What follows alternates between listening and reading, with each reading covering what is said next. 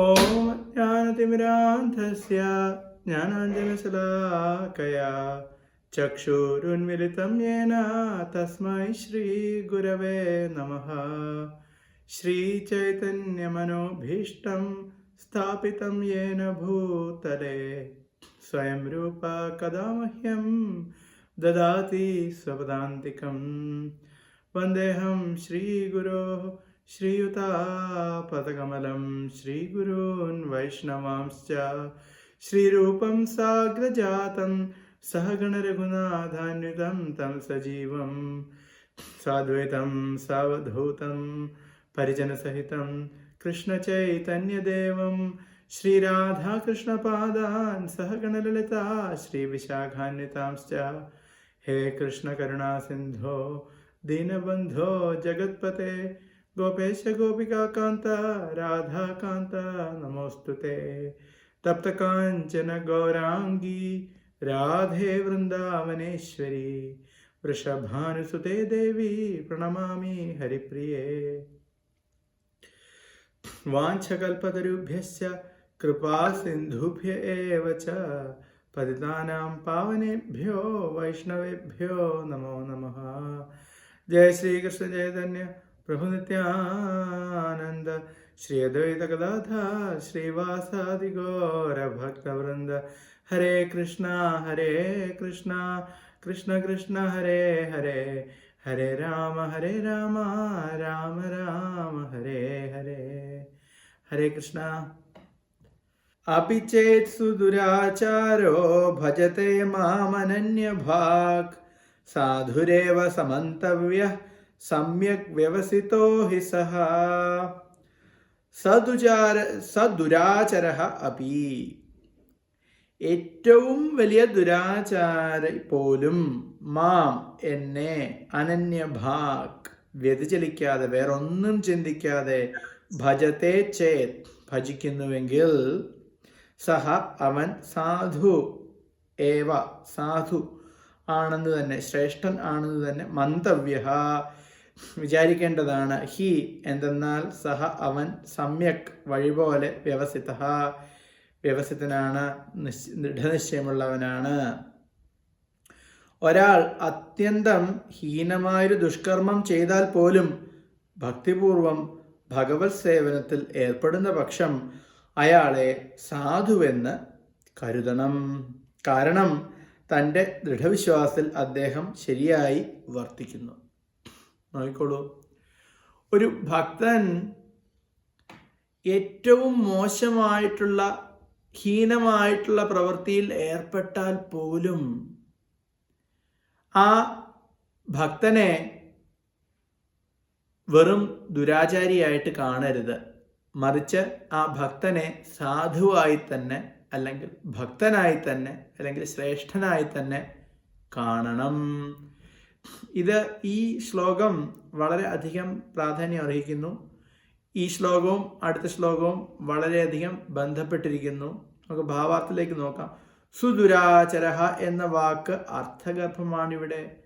അത് വേണ്ടുന്ന വിധത്തിൽ തന്നെ മനസ്സിലാക്കണം.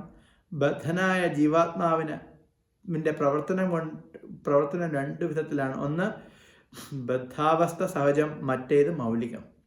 ദേഹരക്ഷയ്ക്കും സാമൂഹ്യ രാഷ്ട്രീയ നയങ്ങൾക്കും അനുസരിച്ചിരിക്കുന്നതായി ഒരു ഭക്തനും ബദ്ധ ജീവിതത്തിനോട് സംബന്ധിച്ച് സ്വജീവിതത്തിൽ പല പ്രവൃത്തികളും ചെയ്യേണ്ടി വരും. അവയെ ബദ്ധാവസ്ഥാ സഹജങ്ങൾ എന്ന് പറയുന്നു.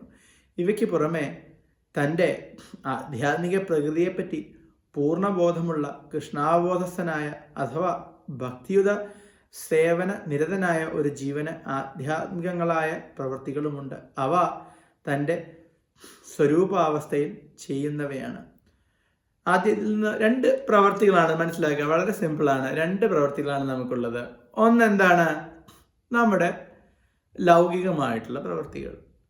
നമുക്ക് ജോലി ചെയ്യണം, നമുക്ക് കുടുംബപരമായിട്ടുള്ള കാര്യങ്ങളുണ്ടാവും, ശാരീരികമായിട്ടുള്ള കാര്യങ്ങളുണ്ടാവും. ഇതാണ് ലൗകിക പ്രവർത്തനങ്ങൾ. ഇത് ഒന്ന്. അതാണ് ഇവിടെ പറയുന്നത്.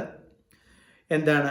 ബദ്ധാവസ്ഥ സഹജങ്ങൾ എന്ന് പറയുന്നത് ബദ്ധാവസ്ഥയുമായിട്ട് ബന്ധപ്പെട്ടിരിക്കുന്നതാണ്. കാര്യം, ആത്മാവിന് ഭഗവാന്റെ ലോകത്തിലേക്ക് പോയി കഴിഞ്ഞാൽ അവിടെ ഈ പറയുന്ന പോലെ ജോലിയോ ശമ്പളമോ വീട്ടുജോലികളോ അല്ലെങ്കിൽ ശരീരത്തെ നോക്കി നടത്തേണ്ട ആവശ്യങ്ങളോ അല്ലെങ്കിൽ ബന്ധുക്കളെ നോക്കി നടത്തേണ്ട ആവശ്യങ്ങളോ ഒന്നുമില്ല. അപ്പം ഇത് ലൗകികമായിട്ടുള്ളത് ബദ്ധാവസ്ഥ സഹജങ്ങൾ എന്ന് പറയുന്നത്, അല്ലെങ്കിൽ നമ്മുടെ ബദ്ധാവസ്ഥയിൽ മാത്രമാണ് ഇത്തരത്തിലുള്ള പ്രവൃത്തികൾ നാം അനുഷ്ഠിക്കേണ്ടതുള്ളത്. ബദ്ധാവസ്ഥ മാറിക്കഴിഞ്ഞാൽ പിന്നെ ഇതൊന്നും ചെയ്യേണ്ട ആവശ്യമില്ല. ഇതൊന്ന്. രണ്ട്, നമ്മുടെ സഹജാവസ്ഥയിലുള്ള പ്രവൃത്തികൾ അല്ലെങ്കിൽ ആത്മാവെന്ന നിലയ്ക്കുള്ള നമ്മുടെ പ്രവൃത്തികൾ.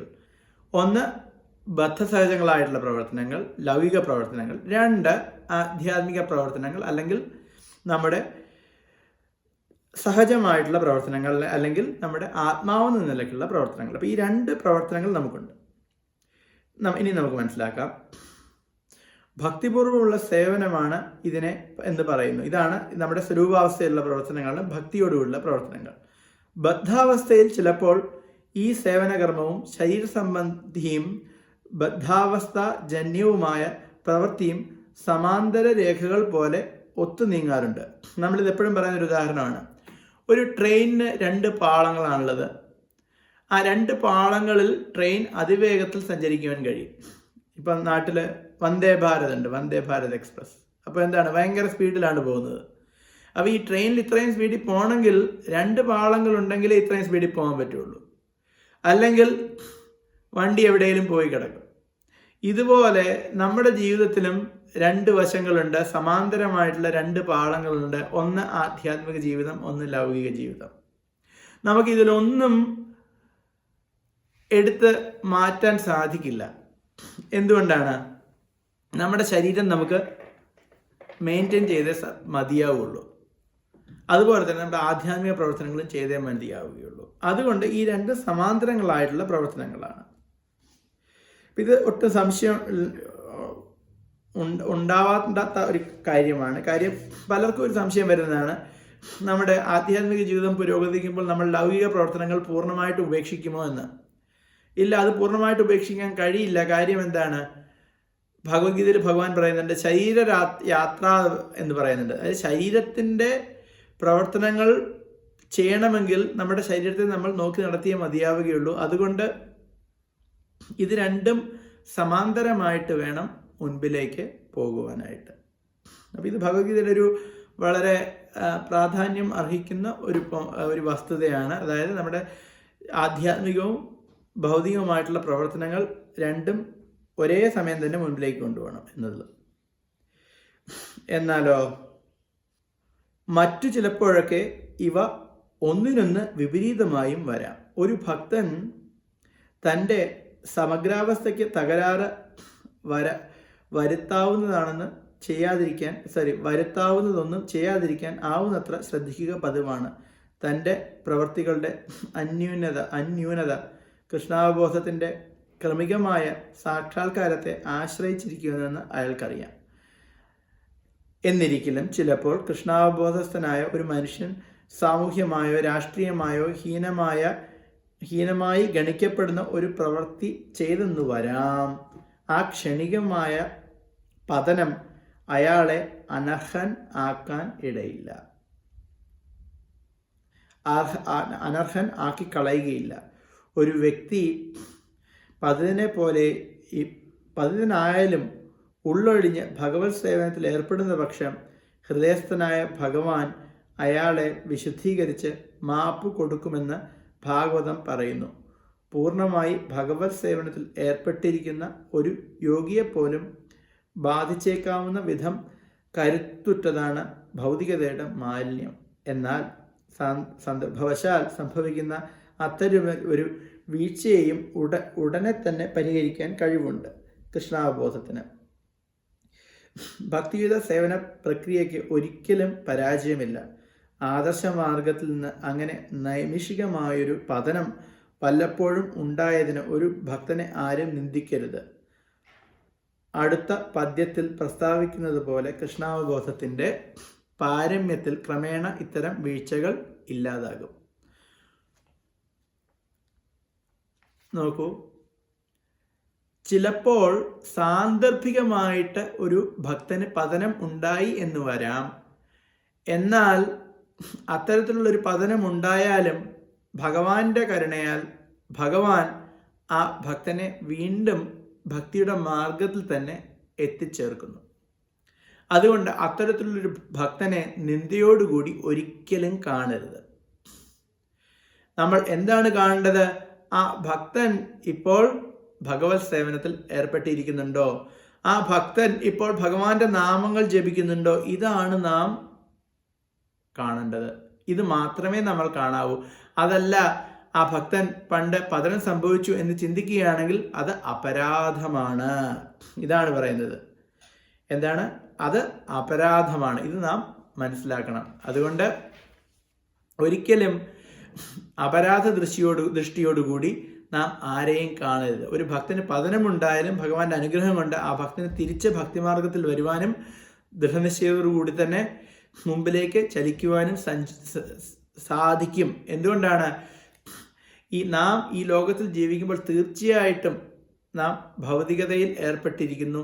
നമ്മുടെ ശരീരം നാം നോക്കി നടത്തണം. നമുക്ക് മറ്റ് പ്രവൃത്തികളുണ്ട്, മറ്റ് കർമ്മങ്ങളുണ്ട്, മറ്റ് ചുമതലകളുണ്ട്. അപ്പോൾ ഇത്തരത്തിൽ നാം ജീവിക്കുമ്പോൾ ചിലപ്പോൾ സാന്ദർഭികമായിട്ട് പതനമുണ്ടാകാം.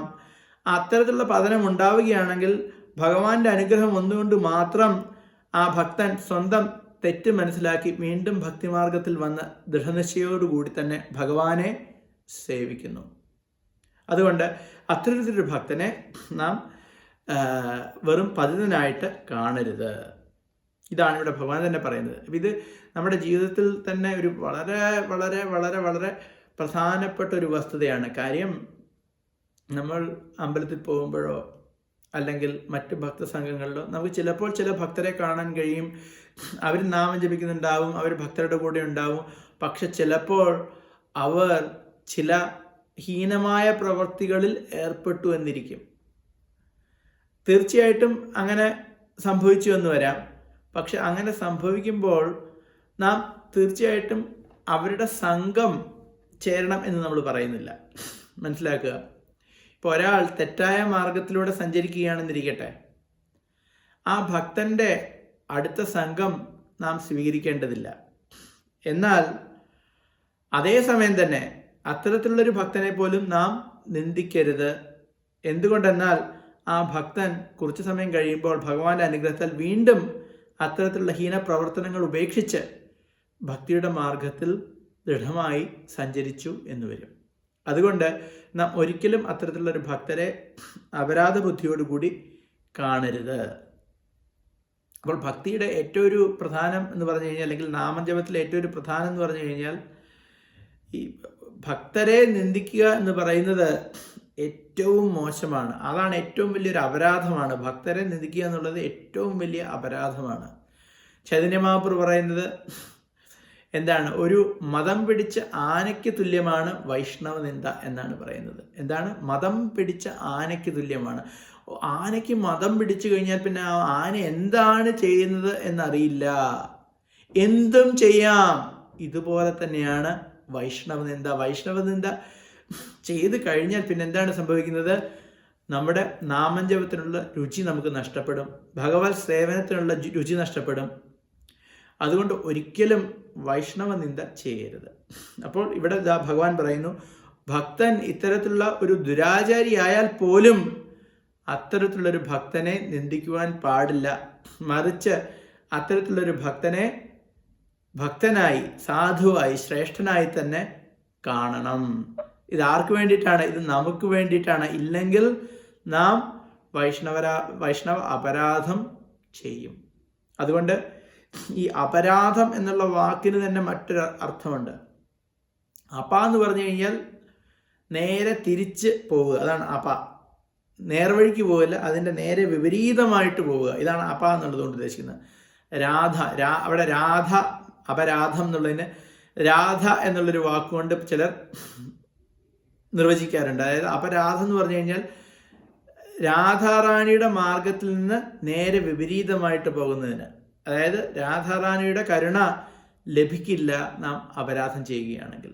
ഇതാണ് അപരാധത്തിൻ്റെ പ്രത്യേകത. അപ്പോൾ രാധാറാണിയുടെ കൃപ ലഭിക്കാത്ത അവസ്ഥയിലാണ് നമ്മൾ എത്തുന്നത്. അങ്ങനെ നമുക്ക് ഭഗവാന്റെ കൃപ ഒരിക്കലും ലഭിക്കില്ല. അതുകൊണ്ടാണ് നാം അപരാധം ഉപേക്ഷിക്കേണ്ടത്. പിന്നീട് ചൈതന്യ മഹാപ്രഭു പറയുന്നുണ്ട്, നാം വൈഷ്ണവ നിന്ദ ചെയ്യുകയാണെങ്കിൽ ചൈതന്യ മഹാപ്രഭു പറയുന്നു, നാം ഓരോ വാക്കോ ഓരോ പ്രവൃത്തിയോ വൈഷ്ണവർക്ക് എതിരായിട്ട് പറയുകയോ പ്രവർത്തിക്കുകയോ ചെയ്യുകയാണെങ്കിൽ അത് എൻ്റെ ശരീരത്തിൽ ആണി തറയ്ക്കുന്നതിന് തുല്യമാണ് എന്നാണ് ചൈതന്യ മഹാപ്രഭു പറയുന്നത്. അത് ഓരോ നിന്ദയും ഭഗവാൻ ചൈതന്യ മഹാപ്രഭു എന്താണ് ചിന്തിക്കുന്നത്? എൻ്റെ ശരീരത്തിലേക്ക് കുത്തിക്കയറ്റുന്ന ഓരോരോ മുൾമുനയ്ക്ക് തുല്യമാണ് എന്ന് പറയുന്നു. നോക്കൂ, എന്തുകൊണ്ടാണ്? നാം ഈ ലോകത്തിൽ ജീവിക്കുന്നു, നാം ബദ്ധരാണ്, നമ്മൾ നിത്യബദ്ധരാണ്. എത്രയോ കാലമായിട്ട് പല പല ഭൗതിക പ്രവർത്തനങ്ങളിൽ നാം ഏർപ്പെട്ടിരിക്കുന്നു. ഇതിനെല്ലാത്തിനും ശേഷം നമുക്ക് ഭഗവാന്റെ നാമങ്ങൾ ജപിക്കുവാനും വൈഷ്ണവ സംഘവും ലഭിച്ചു. അങ്ങനെ ഒരാൾ അബദ്ധവശാൽ സാന്ദർഭികമായി പതിതനായി എന്ന് വരാം, എന്നാൽ പോലും നാം അവരെ നിന്ദിക്കരുത്. അതുകൊണ്ട് നമുക്ക് തന്നെ, അതുകൊണ്ട് നെക്ടർ ഓഫ് ഡിവോഷൻ ഭക്തിരസാമൃത സിന്ധുവിൽ പറയുന്നുണ്ട്, അതായത് ഒരു വൈഷ്ണവൻ ഇത്തരത്തിൽ പതിതനായിട്ടുള്ള അവസ്ഥയിൽ പ്രവർത്തിക്കുകയാണെങ്കിൽ പോലും കുറച്ചു കാലം മതി, വീണ്ടും ഭക്തിയുടെ മാർഗത്തിൽ എത്തിച്ചേരും. ഇതാണ് നാം മനസ്സിലാക്കേണ്ടത്. അപ്പോൾ ഇനി നമുക്ക് കുറച്ചുകൂടി വായിക്കാം.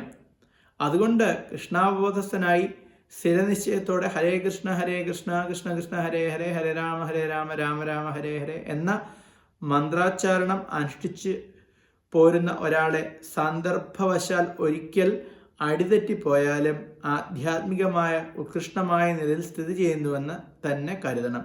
സാധുരേവ, സാധു തന്നെ, മനസ്സിലാകുന്നുണ്ടല്ലോ, സാധുരേവ സമന്തവ്യ.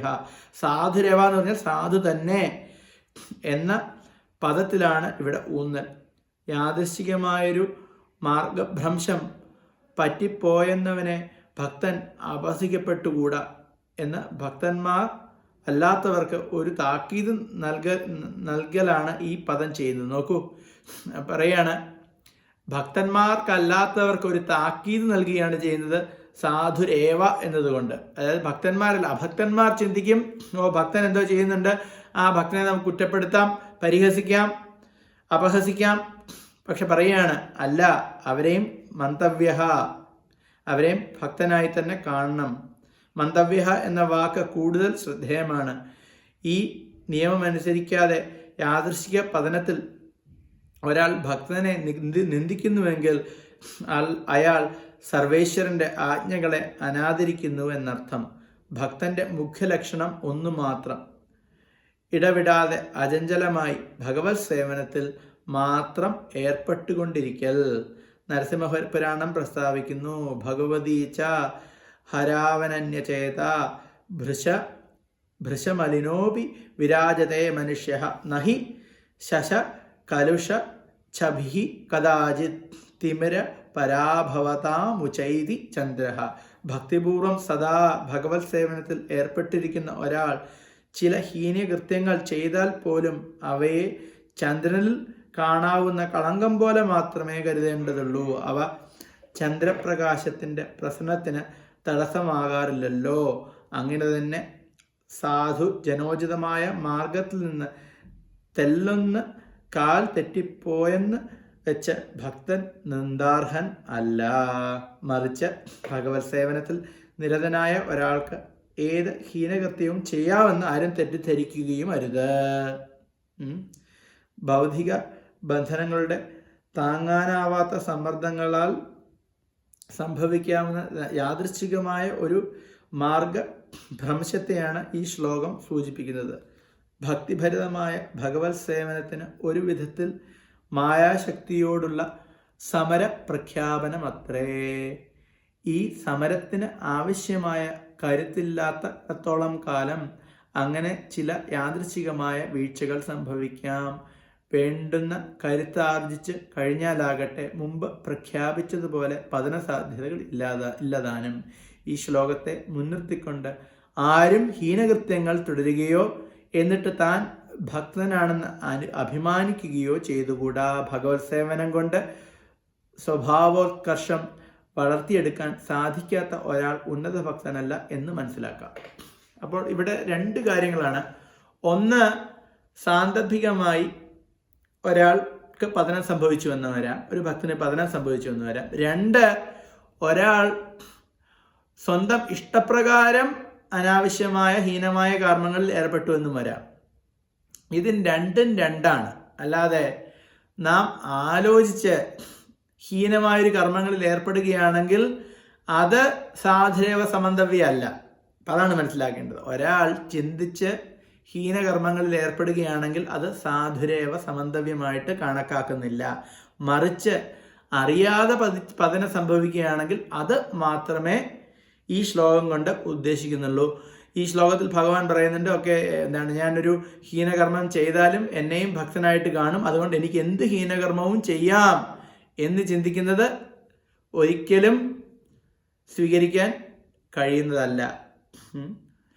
നാമജപത്തിൽ ഇത് പറയുന്നുണ്ട്, നാമാപരാധത്തിൽ ഇത് പറയുന്നുണ്ട്. നാംനാബലാദ്യസിഹി പാപബുദ്ധി. നാമത്തിന് എല്ലാ കർമ്മബന്ധനങ്ങളെയും ഇല്ലാതാക്കാനുള്ള ശക്തിയുണ്ട്.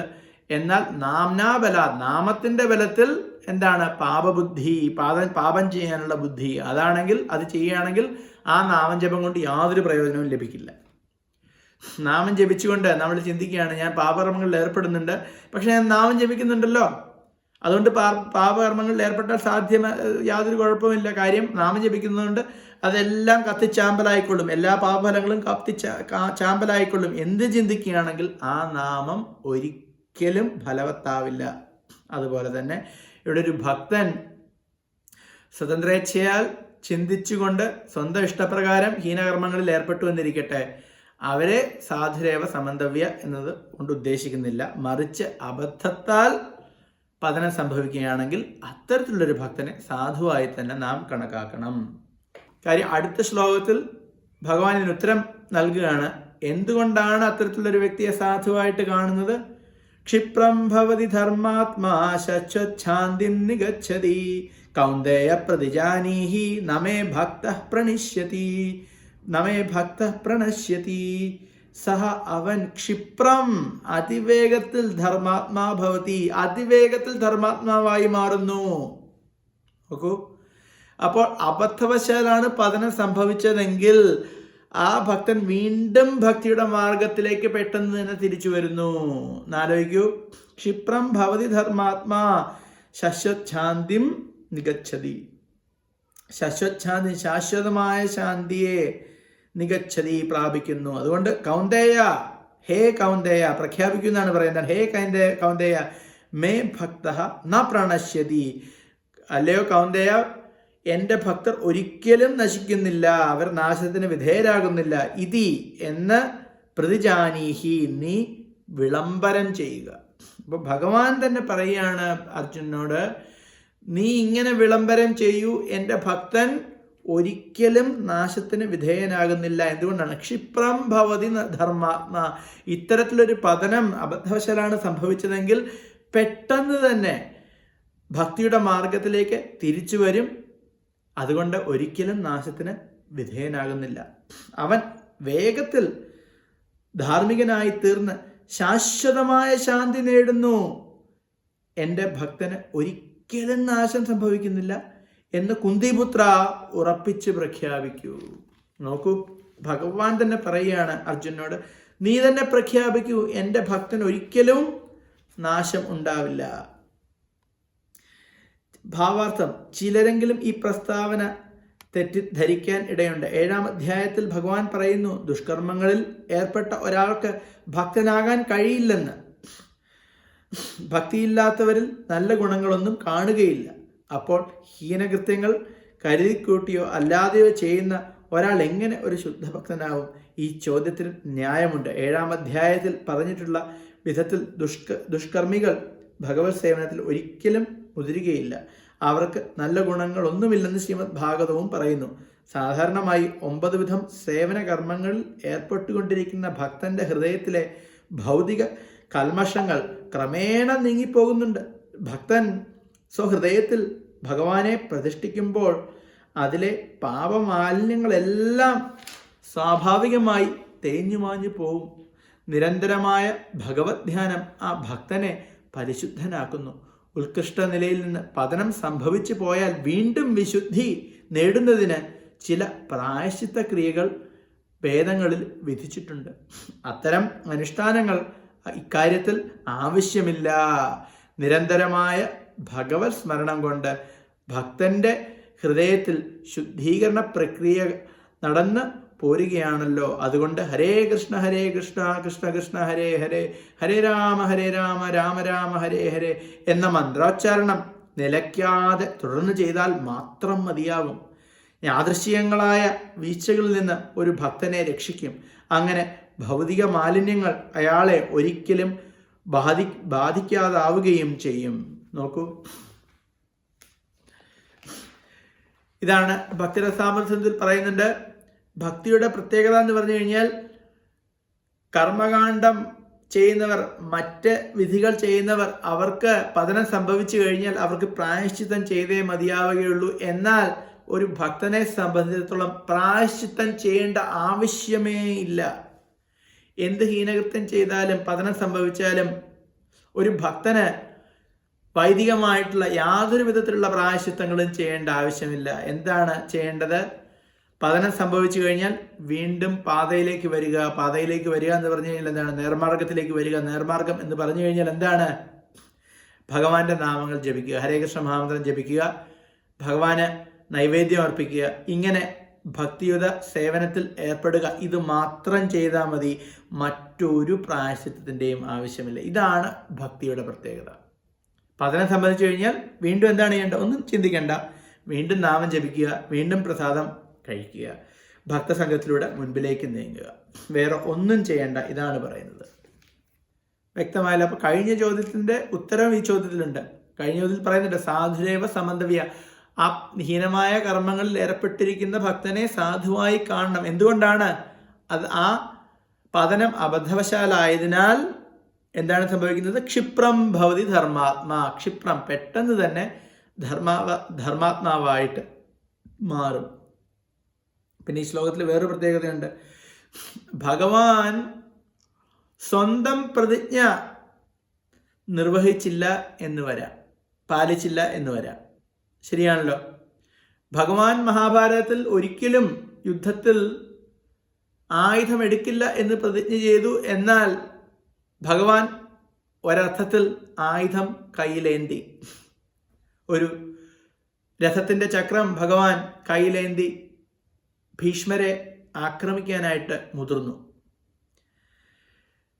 ഭീഷ്മർ എന്താണ് പ്രതിജ്ഞ എടുത്തത്? ഞാൻ ഭഗവാനെ കൊണ്ട് ആയുധം എടുപ്പിക്കും. അപ്പോൾ ഭഗവാൻ സ്വന്തം പ്രതിജ്ഞ ഭക്തന്റെ പ്രതിജ്ഞയ്ക്ക് മുൻപിൽ ഉപേക്ഷിക്കുന്നു. ഭീഷ്മര് ഭഗവാന് ആയുധം എടുപ്പിക്കുന്ന പ്രതിജ്ഞ എടുത്തു, ഭഗവാൻ ആയുധം എടുക്കില്ല എന്ന് പ്രതിജ്ഞ എടുത്തു. പക്ഷെ ഭഗവാൻ ആയുധം കയ്യിലേന്തി ഭീഷ്മർക്ക് വേണ്ടിയിട്ട്. അതുകൊണ്ടാണ് ഇവിടെ ഭഗവാൻ പറയുന്നത് കൗന്ദേയ പ്രതിജാനേഹി നമേ ഭക്ത പ്രണശ്യതി. കൗന്ദേയ, അല്ലയോ അർജുന, നീ വിളംബരം ചെയ്യൂ, നീ പ്രഖ്യാപിക്കൂ, എൻ്റെ ഭക്തർ ഒരിക്കലും നശിച്ചു പോവില്ല എന്ന്. അപ്പോൾ അർജുനനാണ് ഈ പ്രഖ്യാപനം നടത്തുന്നത്. അപ്പോൾ അർജുനൻ പ്രഖ്യാപനം നടത്തുന്നത് കൊണ്ട് അർജുനന്റെ പ്രതിജ്ഞ ഭഗവാന് നിർവഹിച്ചേ മതിയാവുകയുള്ളൂ. വേറൊന്നും ചെയ്യാൻ സാധിക്കില്ല. ഇതാണ് ഭഗവാന്റെ പ്രത്യേകത. ഭക്തർ ഒരു വരം നൽകുകയോ ഭക്തർ ഒരു വാക്ക് നൽകുകയോ ചെയ്തു കഴിഞ്ഞാൽ, ഇത് ശുദ്ധഭക്തരെ പറ്റിയാണ് പറയുന്നത്, ഭഗവാൻ അത് സമ്മതിച്ചേ മതിയാവുകയുള്ളൂ. അതുകൊണ്ടാണ് ഹിരണ്യകശിപു ബ്രഹ്മാവിനെ തപസ് ചെയ്തിട്ട് വരം യാചിച്ചു. എന്താണ്? ആകാശത്ത് വെച്ച് കൊല്ലരുത്, ഭൂമിയിൽ വെച്ച് കൊല്ലരുത്, ബ്രഹ്മാവിൻ്റെ ഒരു സൃഷ്ടിയും വധിക്കരുത്, മൃഗമോ മനുഷ്യനോ ആയുധമോ വധിക്കരുത്, പകലോ രാത്രിയോ വധിക്കപ്പെടരുത്, വീട്ടിനകത്തോ പുറത്തോ വധിക്കപ്പെടരുത്. ഇങ്ങനെ പല വിധത്തിലുള്ള പ്രതിജ്ഞകളും ചോദിച്ചു, വരം ചോദിച്ചു. ബ്രഹ്മാവ് തഥാസ്തു എന്ന് പറഞ്ഞു. അതുകൊണ്ടാണ് ഭഗവാന് നരസിംഹാവതാരമായിട്ട് അവതരിക്കേണ്ടി വന്നത്. എന്തുകൊണ്ടാണ്? ബ്രഹ്മാവ് കൊടുത്ത വരങ്ങളെല്ലാം ഭഗവാന് പൂർത്തീകരിക്കേണ്ടി വന്നു. അതിനുശേഷം മാത്രമേ കൊല്ലാൻ സാധിച്ചുള്ളൂ. അത് കഴിഞ്ഞിട്ട് ഭഗവാൻ നരസിംഹദേവൻ ബ്രഹ്മാനോട് പറയുന്നുണ്ട്, ഇത്തരത്തിലുള്ള വരം ഇനി മുതൽ കൊടുക്കരുത്. ഒരു താക്കീത് നൽകുന്നുണ്ട് ബ്രഹ്മാവിന്, ഇങ്ങനെയുള്ള വരങ്ങൾ കൊടുക്കരുത്. അതുകൊണ്ടാണ് ഇവിടെ ഭഗവാൻ അർജുനോട് പറയുന്നത്, കൗന്ദേയ, നീ പ്രഖ്യാപിക്കൂ, ഭഗവാന്റെ ഭക്തർക്ക് ഒരിക്കലും നാശം ഉണ്ടാവില്ല എന്ന്. അപ്പോൾ ഇങ്ങനെ ഭഗവാൻ തീർച്ചയായിട്ടും പറയുകയാണ് ഭഗവാന്റെ ഭക്തർക്ക് ഒരിക്കലും നാശത്തിന് വിധേയരാവുകയില്ല എന്ന്. അടുത്ത ശ്ലോകം. മാം ഹി പാർത്ഥ വ്യവാശ്രിത്യ യോപി സ്യുഃ പാപയോനയ സ്ത്രിയോ വൈശ്യസ്തഥാ ശൂദ്രോ തേ വിയാന്തി പരാം ഗതിം. ഹി തീർച്ചയായിട്ടും, പാർത്ഥ ഹേ പാർത്ഥ, സ്ത്രീകൾ, വൈശ്യന്മാർ, ശൂദ്രന്മാർ, തഥാ അപ്രകാരം പാപയോനഃ അപി പാപയോനികളും, യേ ഏതവൻ സ്യുഹു ഭവിക്കുമോ, തേ അപി അവർ പോലും, മാം എന്നെ, വ്യപാശ്രതി ശരിയായി ആശ്രയിച്ചിട്ട്, പരാംഗതി പരമമായ ഗതിയെ യാന്തി പ്രാപിക്കുന്നു. പാർത്ഥ എന്നെ ആശ്രയിക്കുന്നവർ അധമ കുലത്തിൽ പിറന്നവരോ സ്ത്രീകളോ കച്ചവടക്കാരോ ശൂദ്രരോ ആരായാലും ശരി പരമപദം പ്രാപിക്കും. ഭഗവത് സേവനത്തെ സംബന്ധിച്ചിടത്തോളം സാമൂഹികമായ ഉച്ച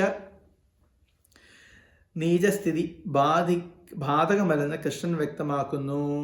ജീവിതത്തിൻ്റെ ഭൗതികകാലത്തിൽ ഇത്തരം വിഭാഗങ്ങളെക്കുറിച്ചുള്ള ഒരു ധാരണയുണ്ട്. എന്നാൽ ആധ്യാത്മികമായ ഭഗവത് സേവനത്തിൽ ഏർപ്പെട്ട ഭക്തന് ആ വ്യത്യാസം ഉണ്ടാവില്ല.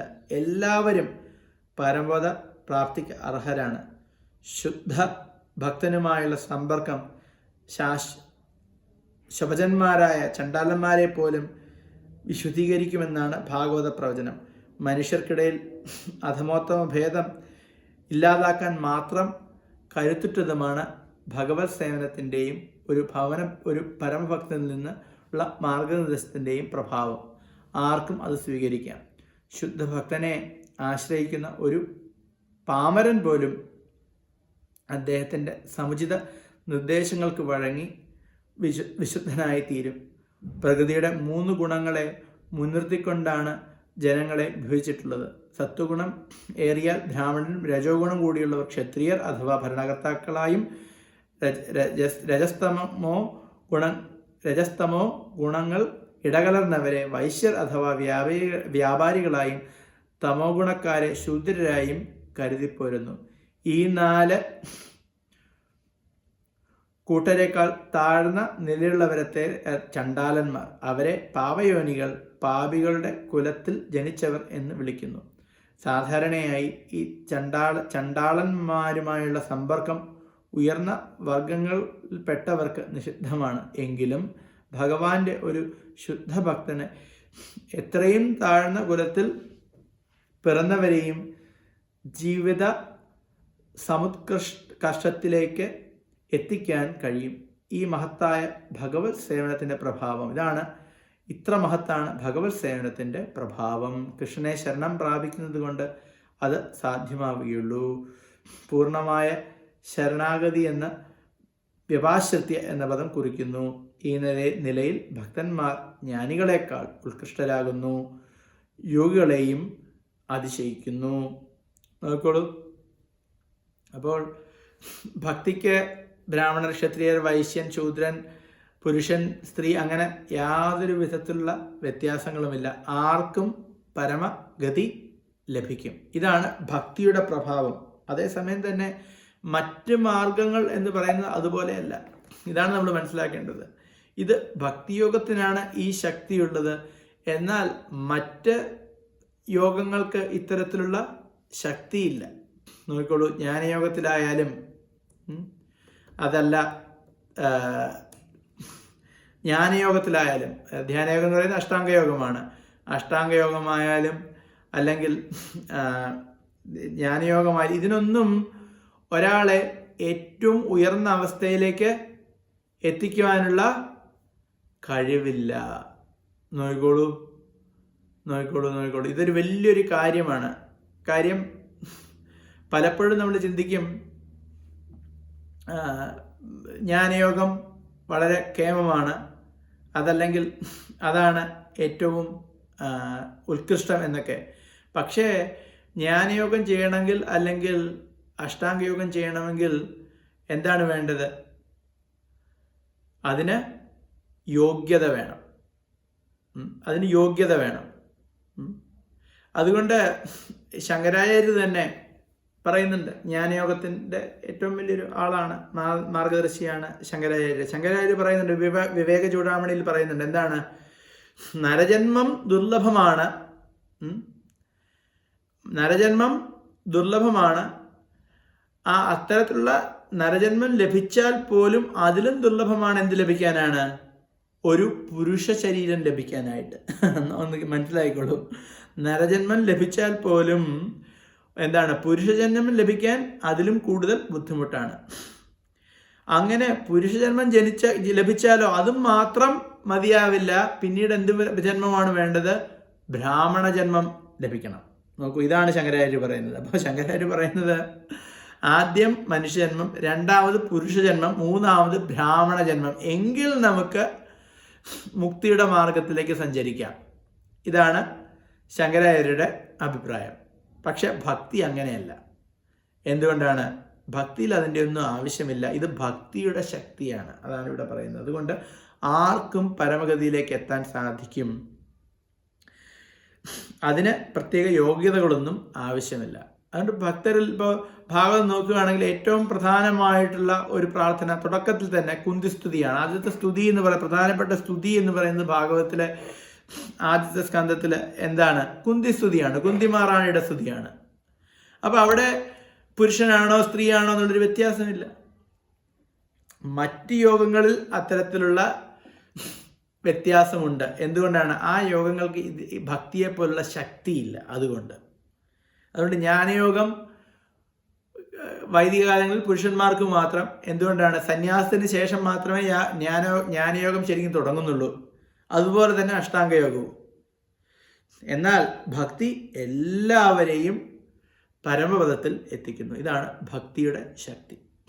ഇത് മനസ്സിലാക്കാൻ എത്രയോ കഥകളുണ്ട്. നമ്മൾ പലരും ഉടുപ്പി പോയിട്ടുണ്ടാവുമല്ലോ, ഉടുപ്പി കൃഷ്ണനെ തൊഴുതിട്ടുണ്ടാവുമല്ലോ. അവിടെ കനകദാസന്റെ കഥ അറിയാമല്ലോ. കനകദാസൻ എന്താണ്? ഉടുപ്പിയിൽ പോയി കഴിഞ്ഞാൽ ഭഗവാനെ വിഗ്രഹം നമുക്ക് നേരിട്ട് കാണാൻ പറ്റില്ല. പുറകിൽ കൂടി ഒരു തുളയിൽ കൂടിയാണ്, ചെറുതായിട്ടല്ലേ നമുക്ക് ഭഗവാനെ കാണാൻ പറ്റുള്ളൂ. എന്തുകൊണ്ടാണ്? കനകദാസനെ താഴ്ന്ന ജാതിയിൽ ജനിച്ചതുകൊണ്ട് അവർ അമ്പലത്തിൽ കയറ്റില്ല. അപ്പോൾ കനകദാസൻ പുറകിൽ പോയി നിൽക്കുകയായിരുന്നു. അപ്പോൾ ഭഗവാൻ തിരിഞ്ഞ്, അതായത് വിഗ്രഹം തിരിഞ്ഞ് കനകദാസന് ദർശനം കൊടുത്തു. അപ്പം ഇതാണ് ഭക്തരുടെ പ്രത്യേകത. അപ്പോൾ ഭക്തി എന്ന് പറയുന്നത് ജാതിക്കോ അല്ലെങ്കിൽ ലിംഗത്തിനോ എല്ലാത്തിനും ഉപരിയാണ്. ഇതാണ് ഭക്തിയുടെ പ്രത്യേകത. കിം പുനഃബ്രഹ്മണ പുണ്യ ഭക്തരാജശ്രേയസ്തദാ അനിത്യമസുഖം ലോകം ഇമം പ്രാപ്യ ഭജസ്വമാം. പുണ്യാഹ പുണ്യവാന്മാരും ഭക്താഹ ഭക്തന്മാരും ബ്രാഹ്മണാഹ ബ്രാഹ്മണരെയും തഥാ അതുപോലെ രാജശ്രേയ രാജർഷികളെയും കുറിച്ച് പുനഃക്കിം പിന്നെ എന്താ പറയാനുള്ളത്?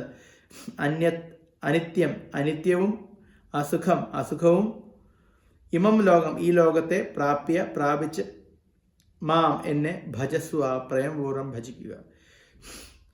ഇപ്പോൾ പുണ്യാത്മാക്കളായ ബ്രാഹ്മണരുടെയും ഭക്തരായ രാജർഷികളുടെയും കഥ പറയാനുണ്ടോ? അനിത്യവും ദുഃഖപൂർണവുമായ ഈ ലോകത്തിൽ പിറന്നവർ എൻ്റെ പ്രേമഭക്തി സേവന നിരതരാകുന്നു. ഭാവാർത്ഥം: ഭൗതിക ലോകത്തിൽ മനുഷ്യർ പല വർഗങ്ങളിൽ പെട്ടവരാണ്. എന്നാൽ ആർക്കും ഇതൊരു സുഖമുള്ള സ്ഥലമായി അനുഭവപ്പെടുന്നില്ല. അനിത്യം അസുഖം ലോകം. ഇത് നശ്വരമാണ്, ദുഃഖപൂർണമാണ്. ബുദ്ധിയുള്ള ഒരാൾക്കും ഇത് നശ്വരമാണ്, ദുഃഖപൂർണമാണ്. ബുദ്ധിയുള്ള ഒരാൾക്കും ഇഷ്ടവസതിയല്ല ഈ ലോകം. ഇത് നശ്വരവും ദുഃഖപൂർണവും ആണെന്ന് ഭഗവാൻ തന്നെ പ്രഖ്യാപിക്കുന്നുണ്ട്. ചില തത്വജ്ഞാനികൾ, വിശേഷിച്ച് മായാവാദികൾ പറയുന്നത് ഈ ലോകം മിഥ്യ മാത്രമാണെന്നാണ്. അവർക്ക് ഈ ലോകം മായയത്രേ. ഈ പ്രപഞ്ചം മിഥ്യയല്ലെന്ന് നമുക്ക് ഭഗവത്ഗീതയിൽ നിന്ന് മനസ്സിലാക്കും. ഇത് മായയല്ല, ക്ഷണികമാണ്. ഇത് മനസ്സിലാക്കണം, വളരെ പ്രധാനപ്പെട്ട വസ്തുവാണ്. ബ്രഹ്മസത്യം ജഗൻ മിഥ്യ ജീവോ ബ്രഹ്മൈവതാമര. ഇതൊക്കെയാണ് മായാവാദികൾ പറയുന്നത്. എന്താണ്? ബ്രഹ്മസത്യം ജഗൻ മിഥ്യ. പക്ഷേ ജഗത്ത് മിഥ്യയല്ല. ജഗത്ത് ക്ഷണികമാണ്, പക്ഷെ മിഥ്യയല്ല. ജഗത്ത് ഈ ലോകം എന്ന് പറയുന്നത് മിഥ്യയല്ല, ഇത് ശരിയാണ്. എന്തുകൊണ്ടാണ്? ഈ ലോകം സത്യം തന്നെയാണ്. എന്തുകൊണ്ടാണ്? ഇത് ഭഗവാന്റെ ശക്തിയാണ്. ഭൂമിരാപോ അനലോ വായു ഖമ്മനോ ബുദ്ധിരേവച എന്ന് പറയുന്നത് പോലെ ഭഗവാന്റെ അപരാശക്തിയാണ് ഈ ലോകം. അതുകൊണ്ട് ഈ ലോകം മിഥ്യയല്ല. ക്ഷണികമെന്നതും മിഥ്യ എന്നതും ഒന്നല്ല, വ്യത്യസ്തങ്ങളാണ്. ഈ ലോകം ക്ഷണികമാണ്, മറ്റൊരു ലോകവുമുണ്ട്, ശാശ്വതമാകട്ടെ. ഇത് ദുഃഖപൂർണമെങ്കിൽ അത് ശാശ്വതവും ആനന്ദവുമാണ്. രാജർഷിമാരുടെ കുലത്തിലാണ് അർജുനൻ ജനിച്ചത്. അദ്ദേഹത്തോടും ഭഗവാൻ പറയുന്നു, ഭക്തിപൂർവ്വം എന്നെ സേവിക്കുക, വേഗം വേഗം സ്വധാമത്തിലേക്ക് എന്നിലേക്ക് തിരിച്ചു പോരൂ. ദുഃഖപൂരിതവും നശ്വരവുമായ ഈ ലോകത്തിൽ ആരും ജീവിക്കേണ്ടതില്ല. ഏവരും ശാശ്വതമായ ആനന്ദാനുഭൂതിക്കു വേണ്ടി ഭഗവാന്റെ തിരുമാറിനോട് മമത പുലർത്തണം. ഏത് വിഭാഗത്തിൽപ്പെട്ട മനുഷ്യർക്കും പ്രശ്ന പരിഹാരത്തിനുതകുന്ന പ്രക്രിയ ഒന്നേയുള്ളൂ, അതാണ് ഭഗവത് സേവനം. കൃഷ്ണാവബോധം ഉൾക്കൊണ്ട് ഓരോരുത്തരും സ്വജീവിതത്തെ പരിപൂർണതയിൽ എത്തിക്കണം. ഇവിടെ വളരെ കൃത്യമായിട്ട് പറയുന്നുണ്ട്, ഈ ലോകം എന്ന് പറഞ്ഞു കഴിഞ്ഞാൽ ദുഃഖഭരിതം തന്നെയാണ്, അത് നമുക്ക് മാറ്റാൻ പറ്റില്ല.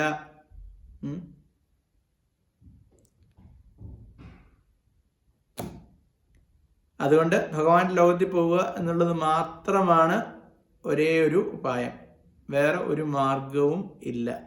മറിച്ച് നമ്മൾ ചിന്തിക്കരുത്. നമുക്ക് അടുത്ത ശ്ലോകം വായിക്കാം. ഇത് അവസാനത്തെ ശ്ലോകമാണ്, ഏറ്റവും പ്രധാനപ്പെട്ട ശ്ലോകവുമാണ്. അടുത്ത ശ്ലോകം 34-ാമത്തെ ശ്ലോകം 9-ാമത്തെ അധ്യായത്തിൽ. ഇതെല്ലാവരും മനഃപാഠമാക്കേണ്ട ശ്ലോകമാണ്.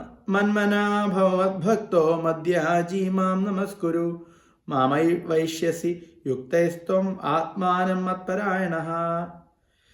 മന്മനാ എന്നിൽ മനസ്സുറപ്പിച്ചവനായി, മത് ഭക്ത എൻ്റെ ഭക്തനായി, മദ്യാജി എന്നെ ആരാധിക്കുന്നവനായി ഭവിക്കുക, മാം നമസ്കുരു എന്നെ നമസ്കരിക്കുക. ഏവം ഇപ്രകാരം മത്പരായണഃ മത്പരായണനായി, ആത്മാനം എൻ്റെ ആത്മാവിനെ, യുക്ത്വ മുഴുകിയിട്ട്, മാം ഏവ എന്നെ തന്നെ, ഐഷ്യസി പ്രാപിക്കുന്നു. എന്നിൽ മനസ്സുറപ്പിക്കുക, ഭക്തനാകുക, എന്നെ ആരാധിക്കുകയും പ്രണമിക്കുകയും ചെയ്യുക. എന്നിൽ തന്നെ പൂർണ്ണമായും മുഴുകിയിരിക്കുന്നത് കൊണ്ട് നീ തീർച്ചയായും എന്നെ പ്രാപിക്കും. ഇത് ഭഗവാന്റെ ഏറ്റവും പ്രധാനപ്പെട്ട ഒരു ഉപദേശമാണ്. അതുകൊണ്ടാണ് ഇതേ ശ്ലോകത്തിൽ, അപ്പം ഇത് ഭഗവാന്റെ ഭഗവത്ഗീതയിലെ ഏറ്റവും പ്രധാനപ്പെട്ട ഒരു സന്ദേശം എന്ന് പറയുന്നത് ഇതാണ്, മന്മനാ ഭക്തോ മദ്യാജി മാം നമസ്കരു. ആരെങ്കിലും ചോദിക്കുകയാണ് ഭഗവത്ഗീതയുടെ സന്ദേശം എന്താണെന്ന്, ആദ്യത്തെ സന്ദേശം ഇത് തന്നെയാണ്, നാം ഭഗവാന്റെ ഭക്തരായിരിക്കണം. അതുകൊണ്ടാണ് ഭഗവാൻ 2 പ്രാവശ്യം ഇത് പറയുന്നത്. 9-ാമത്തെ അധ്യായത്തിൻ്റെ അവസാനവും അതുപോലെ തന്നെ 18-ാമത്തെ അധ്യായത്തിൻ്റെ അവസാനവും. മലിനമായ ഈ ഭൗതിക ലോകത്തിൻ്റെ കെട്ടുപാടുകളിൽ നിന്ന് മുക്തനാവാൻ കൃഷ്ണാവബോധം അല്ലാതെ മറ്റുപായങ്ങളില്ലെന്ന് ഈ ശ്ലോകം ഊന്നിപ്പറയുന്നു. ചില തത്വദീക്ഷയില്ലാത്ത ഭാഷ്യകാരന്മാർ വ്യക്തമായ ഈ അർത്ഥത്തെ വളച്ചൊടിക്കാൻ ശ്രമിക്കുന്നുണ്ട്. സർവസേവനങ്ങളും ഭക്തിപൂർവ്വം ഭഗവാൻ കൃഷ്ണന് അർപ്പിക്കേണ്ടതാണെന്ന് ഈ പദത്തിൻ്റെ സാരം. നിർഭാഗ്യവശാൽ മേൽപ്പറഞ്ഞ കൂട്ടർ തീരെ അപ്രായോഗികമായ വഴിക്കാണ് വായനക്കാരെ ശ്രദ്ധ തിരിച്ചുവിടുന്നത്. കൃഷ്ണനും കൃഷ്ണൻ്റെ മനസ്സിനും തമ്മിൽ വ്യത്യാസമില്ലെന്ന് ഇവർക്കറിഞ്ഞുകൂടാ. വെറുമൊരു മനുഷ്യനല്ല കൃഷ്ണൻ, പരമസത്യമാണ്. അദ്ദേഹത്തിൻ്റെ ശരീരവും മനസ്സും ആത്മാവും ഒന്നാണ്. നിരപേക്ഷനാണ് കൃഷ്ണൻ. ചൈതന്യ ചരിതാമൃതത്തിൽ എഴുതിയ അനുഭാഷ്യം എന്ന ടിപ്പണിയിൽ ശ്രീല ഭക്തിസിദ്ധാന്ത സരസ്വതി കൂർമ്മപുരാണത്തിൽ നിന്ന് ഒരു വാക്യം ഉദ്ധരിച്ചിട്ടുണ്ട്. ദേഹദേഹി വിഭേദേയം നേശ്വരേ വിദ്യതേ ക്വചിത്. ഈശ്വരനായ കൃഷ്ണനിൽ ദേഹം ദേഹി എന്നിങ്ങനെ ഭേദങ്ങളില്ല എന്നർത്ഥം. എന്നാൽ കൃഷ്ണനെക്കുറിച്ചുള്ള ഈ ശാസ്ത്രം സാധാരണ ഭാഷ്യകാരന്മാർക്കറിയില്ല. അവർ കൃഷ്ണനെ ഒളിപ്പിക്കുകയാണ്. ഭഗവാന്റെ വ്യക്തിത്വത്തെ അദ്ദേഹത്തിൻ്റെ ശരീരത്തിൽ നിന്നോ മനസ്സിൽ നിന്നോ വിഭജിക്കുകയാണ്. കൃഷ്ണനെക്കുറിച്ചുള്ള പൂർണ്ണമായ അജ്ഞതയാണ് എങ്കിലും ജനങ്ങളെ ഇങ്ങനെ വഴിതെറ്റിക്കുന്നതിലൂടെ അവർ മുതലെടുക്കുന്നു. നോക്കിക്കോളൂ, മനസ്സിലാക്കിക്കോളൂ. അതായത് ഭഗവത്ഗീതയ്ക്ക് പലരും ഭാഷ്യം എഴുതാറുണ്ട്. ഇതിലെ ബുദ്ധിമുട്ടെന്ന് പറഞ്ഞു കഴിഞ്ഞാൽ പലരും ഭഗവത്ഗീതയുടെ സന്ദേശം വളരെ തെറ്റായിട്ടാണ് കൊടുക്കുന്നത്. പലരും പറയും ഭഗവത്ഗീതയുടെ സന്ദേശം എന്ന് പറയുന്നത് കർമ്മയോഗമാണെന്ന്. ഇത്തരത്തിലുള്ളൊരു അബദ്ധം വേറെ എന്തെങ്കിലും ഉണ്ടോ? മറ്റു ചിലർ പറയുന്നു നാം ഭഗവാൻ ശ്രീകൃഷ്ണൻ അല്ല പരമമായിട്ടുള്ള സത്യം എന്ന്. ശ്രീകൃഷ്ണൻ്റെ ഉള്ളിലുള്ള എന്തോ ആണ് ഏറ്റവും വലിയ സത്യം എന്ന് പറയുന്നു.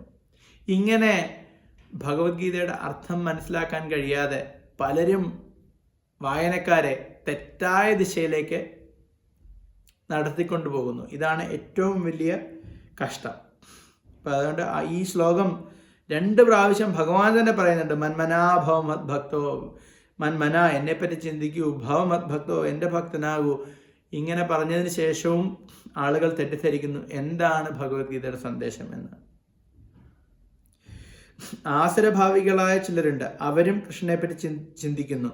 കൃഷ്ണന്റെ മാതുലനായ കംസൻ ചെയ്തിരിക്കുന്നത് പോലെ ഈർഷ്യയോടെ. കംസൻ വൈരി എന്ന നിലയിലാണെങ്കിലും കൃഷ്ണനെ സദാ ഓർമ്മിച്ചു പോന്നു. എപ്പോഴാണോ കൃഷ്ണൻ തന്നെ കൊല്ലാൻ വരുന്നതെന്ന് ഭയാക്രാന്തനായിരുന്നു ആ രാജാവ്. അങ്ങനെ ഉള്ള സ്മരണ നമ്മെ സഹായിക്കില്ല. ഇത് വിപരീത ഭക്തിയാണ്. കംസന്റെ എന്ന് പറയുന്നത് വിപരീത ഭക്തിയാണ്. വിപരീത ഭക്തി കൊണ്ട് കംസന് പ്രയോജനം ലഭിച്ചു, പക്ഷേ അതുകൊണ്ട് ഭഗവത് ധാമത്തിൽ പോകാൻ സാധിക്കില്ല. പ്രേമഭക്തി പുരസ്സരമാവണം കൃഷ്ണനെ സ്മരിക്കുന്നത്. അതാണ് ഭക്തി. കൃഷ്ണനെക്കുറിച്ചുള്ള അറിവ് നിരന്തരം വളർത്തിയെടുക്കേണ്ടതാണ്. എങ്ങനെയാണ് വളർത്തിയെടുക്കേണ്ടത്? ഇത് വിശ്വസ്തനായ ഗുരുവിൽ നിന്ന് പഠിക്കണം. പരമപുരുഷനായ കൃഷ്ണൻ, അദ്ദേഹത്തിൻ്റെ ശരീരവും ഭൗതികമല്ല, സച്ചിദാനന്ദമാണ്. നാം പലതവണ പറഞ്ഞിട്ടുണ്ട്. കൃഷ്ണനെക്കുറിച്ച് ഉള്ള ഇത്തരം സംഭാഷണങ്ങൾ ഒരാളിൽ ഭക്തി ഉളവാക്കുവാൻ സഹായിക്കും. എന്നാൽ ശരിയായ സ്രോതസ്സിൽ നിന്നല്ലാതെ കൃഷ്ണനെ മനസ്സിലാക്കുന്നത് നിഷ്ഫലമാണ്. ഇപ്പം നമ്മുടെ ഇവിടെ വരുന്ന എല്ലാവരും നല്ലോണം നാമം ജപിക്കുന്നുണ്ട്. ഇനി അടുത്ത പടി എന്ന് പറയുന്നത് ഗുരുപദാശ്രയമാണ്. ഗുരുപാദാശ്രയമാണ് അടുത്ത പടി. ഗുരുപാദാശ്രയം എന്ന് പറയുന്നത് നമ്മുടെ ഇസ്കോണിൽ തന്നെ പല ഗുരുക്കന്മാരുമുണ്ട്. ഈ ഒരു ഗുരുവിൻ്റെ പാദം ആശ്രയിക്കുക, ഒരു ഗുരുവിൻ്റെ ആശ്രയം സ്വീകരിക്കുക. ഇതാണ് ഇനി അടുത്ത പടി എന്ന് പറയുന്നത്. 16 മാല ജപിച്ചു കഴിഞ്ഞാൽ പിന്നെ അടുത്ത നടപടി എന്ന് പറയുന്നത് ഇതാണ്. ഒരു ഗുരുവിൻ്റെ ആദ്യം ശിക്ഷ ലഭിക്കുക, ഗുരുവിൻ്റെ ആശ്രയം എടുക്കുക, അതിനുശേഷം പതുക്കെ ദീക്ഷയും എടുക്കുക. ഇതെല്ലാവർക്കും ചെയ്യാവുന്നതാണ്. ഗൃഹസ്ഥരാകാം, ആർക്കും എടുക്കാവുന്നതാണ്. കാര്യം ദീക്ഷ എടുത്തു കഴിഞ്ഞാലും 16 മാല തന്നെയാണ് ജപിക്കേണ്ടത്, അല്ലാതെ അതിന് മാറ്റങ്ങളൊന്നും വരുന്നില്ല. അപ്പോൾ ആദ്യം തന്നെ 16 മാല ജപിച്ച് പരിശീലിച്ച് യമനിയമങ്ങൾ പാലിച്ച് പിന്നീട് ഒരു ഗുരുവിൻ്റെ ആശ്രയം സ്വീകരിക്കുക. ഇതാണ് നാം ചെയ്യേണ്ടത്. ഹരേ കൃഷ്ണ. അതിനാൽ ഭക്തൻ കൃഷ്ണന്റെ ആദിമവും ശാശ്വതവുമായ രൂപത്തിൽ മനസ്സ് ഊന്നണം. കൃഷ്ണൻ പരമപ്രഭാവത്തിൽ ദൃഢവിശ്വാസത്തോടെ സേവന കർമ്മങ്ങളിൽ ഏർപ്പെടണം. കൃഷ്ണാരാധനയ്ക്ക് ഉതകുന്ന ക്ഷേത്രങ്ങൾ ഇന്ത്യയിൽ 100,000 അവിടെയെല്ലാം ഭക്തി സേവനവും അനുഷ്ഠിക്കപ്പെടുന്നു. അത്തരം സന്ദർഭങ്ങളിൽ കൃഷ്ണനെ പ്രണാമം അർപ്പിക്കണം. വിഗ്രഹത്തിന് മുന്നിൽ തലകുനിക്കുകയും തൻ്റെ ശരീരത്തെയും മനസ്സിനെയും കർമ്മങ്ങളെയും എല്ലാം കൃഷ്ണാർപ്പണമായി തീർക്കുകയും വേണം. അങ്ങനെ വ്യതിചലിക്കാത്ത വിധം കൃഷ്ണനിൽ സ്വയം മുഴുകിയിരിക്കുവാൻ കഴിയും. അത് കൃഷ്ണലോകപ്രാപ്തിക്ക് സഹായിക്കും. തത്വദീക്ഷയില്ലാത്ത ഭാഷ്യകാരന്മാരെ പിന്തുടർന്ന് വഴിതെറ്റിപ്പോവരുത്. കൃഷ്ണകഥകളുടെ ശ്രവണം, കീർത്തനം മുതലായ 9 പ്രക്രിയകളിൽ ഏർപ്പെടണം. ഭക്തി ഭരിതമായ ഭഗവത് സേവനമാണ് മനുഷ്യവർഗത്തിൻ്റെ അത്യുത്കൃഷ്ടമായ നേട്ടം. ഗവേഷണപരമായ ജ്ഞാനം, അഷ്ടാംഗയോഗം, കാമ്യകർമ്മങ്ങൾ എന്നിവയിൽ നിന്ന് മുക്തമായ ശുദ്ധ ഭക്തി സേവനത്തെയാണ് 7ഉം 8ഉം അധ്യായത്തിൽ വിവരിച്ചിട്ടുള്ളത്. നോക്കൂ, ഇവിടെ ഇതിൻ്റെ എല്ലാത്തിൻ്റെയും ഒരു ചുരുക്കം പറയുകയാണ്. ഗവേഷണപരമായ ജ്ഞാനം, അഷ്ടാംഗയോഗം, കാമ്യകർമ്മങ്ങൾ എന്നിവയിൽ നിന്ന് മുക്തമായ ശുദ്ധ ഭക്തി സേവനത്തെയാണ് 7ഉം 8ഉം അധ്യായങ്ങളിൽ വിവരിച്ചിട്ടുള്ളത്. തികച്ചും പരിശുദ്ധി നേടാത്തവർ നിരാകാര ബ്രഹ്മജ്യോതിസിലും സ്ഥാനീയ പരമാത്മാവിലും ആകൃഷ്ടരായി പോകുന്നു. എന്നാൽ ശുദ്ധഭക്തൻ നേരിട്ട് ഭഗവാനെ സേവിക്കുന്നു. കൃഷ്ണനെപ്പറ്റി സുന്ദരമായൊരു കവിതയുണ്ട്. ദേവാരാധകന്മാരെല്ലാം മൂഢരെന്നും അവർക്കൊരിക്കലും കൃഷ്ണൻ്റേതായ അത്യുത്കൃഷ്ടോപഹാരം നേടാനാവില്ലെന്നും അതിൽ വ്യക്തമാക്കുന്നു. ആരംഭത്തിൽ ചിലപ്പോൾ ഒരു ഭക്തൻ ഉന്നത നിലവാരത്തിൽ നിന്ന് താഴെ വീണേക്കാം. എങ്കിലും ആ നിലയിലും എല്ലാ തത്വചിന്തകരെക്കാളും യോഗികളെക്കാളും ഉത്കൃഷ്ടനാണ് അയാൾ. നോക്കൂ, ഒരു പതിതനായ ഭക്തൻ പോലും യോഗികളെക്കാളും ജ്ഞാനികളെക്കാളും ഉത്തമനാണ്. നോക്കൂ, ഒരു പതിതനായിട്ടുള്ള ഭക്തൻ യോഗികളെക്കാളും ജ്ഞാനികളെക്കാളും അതുപോലെ തന്നെ മറ്റ് ദേവാരാധകരെക്കാളും പരമോന്നതനാണ്. എപ്പോഴും കൃഷ്ണാവബോധത്തിൽ മുഴുകി ജീവിക്കുന്ന ഒരാളെ ശരിയായ സാധുവായി തന്നെ കരുതണം. ഭക്തന് ചേരാത്ത പ്രവൃത്തികൾ യാദൃശ്ചികമായി അയാൾ ചെയ്യുന്നുണ്ടെങ്കിൽ പോലും ക്രമേണ അത്തരം പിഴകൾ ചുരുങ്ങി വരും. സംശയമന്യേ ഭക്തൻ തികച്ചും പൂർണ്ണത നേടുകയും ചെയ്യും. വാസ്തവത്തിൽ തികവുറ്റ ഭക്തന് വീഴ്ച പറ്റുന്നത് എളുപ്പമല്ല. ഭഗവാൻ സ്വയം തൻ്റെ ഭക്തന്മാരെ കാക്കുന്നുണ്ടല്ലോ.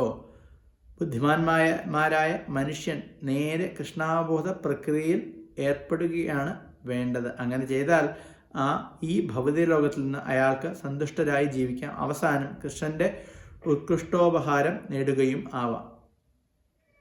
രാജവിദ്യ രാജഗുഹ്യ യോഗമെന്ന ശ്രീമദ് ഭഗവത്ഗീതയുടെ 9-ാം അധ്യായത്തിന്റെ ഭക്തിവേദാന്ത വിശദീകരണം ഇപ്രകാരം സമാപിക്കുന്നു.